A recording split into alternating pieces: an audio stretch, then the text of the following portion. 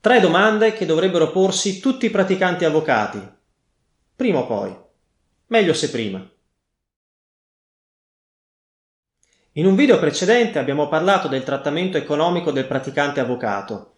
In questo video parleremo di 3 aspetti che interessano tutti i praticanti avvocati e in particolare di 3 domande che tutti dovrebbero farsi. 1. Qual è ragionevolmente il futuro dello studio presso il quale mi candido?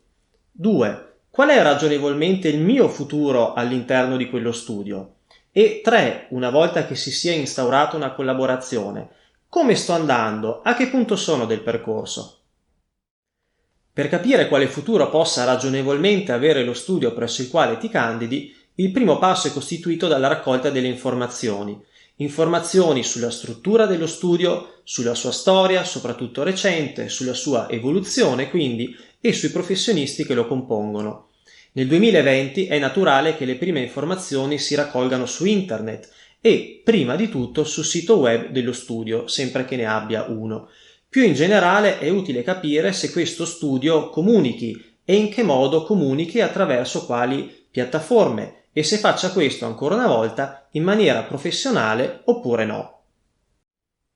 Per capire quale futuro possa avere tu praticante all'interno di quello studio, ti consiglio di scoprire il prima possibile se i professionisti che lo compongono condividano i tuoi obiettivi e siano già stati in grado di realizzarli da sé.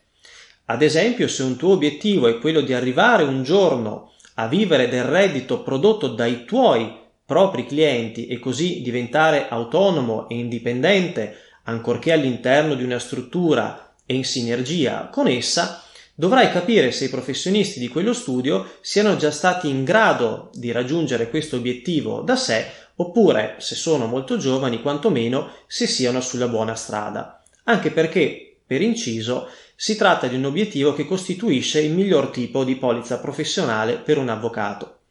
Ancora, se un tuo obiettivo è quello di raggiungere un giorno un sano equilibrio tra la tua vita personale e la tua vita professionale, ti invito a scoprire se i professionisti di quello studio siano già stati in grado di realizzare questo obiettivo e quindi se siano persone che hanno tempo e modo di seguire i propri interessi, di coltivare le proprie amicizie e di trascorrere con la propria famiglia il tempo che ritengono.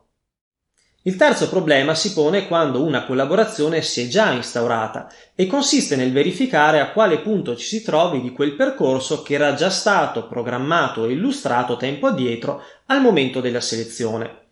Per fare questo sono essenziali quei momenti di confronto reciproco che qualsiasi studio serio prevede nel corso della collaborazione. È in questi frangenti, infatti, che lo studio e il praticante verificheranno ancora una volta i presupposti della collaborazione e le aspettative reciproche per capire se siano stati rispettati, disattesi e se sia il caso di correggere il tiro. Ad esempio, se gli obiettivi del praticante erano quelli di raggiungere un giorno una certa indipendenza e quindi di riuscire a crearsi un proprio portafoglio clienti, oppure di realizzare e mantenere un sano equilibrio fra la propria vita personale e professionale, sono questi i momenti di verifica in cui bisognerà capire se, al di là delle parole, il praticante venga messo nelle condizioni di raggiungere i propri obiettivi oppure no.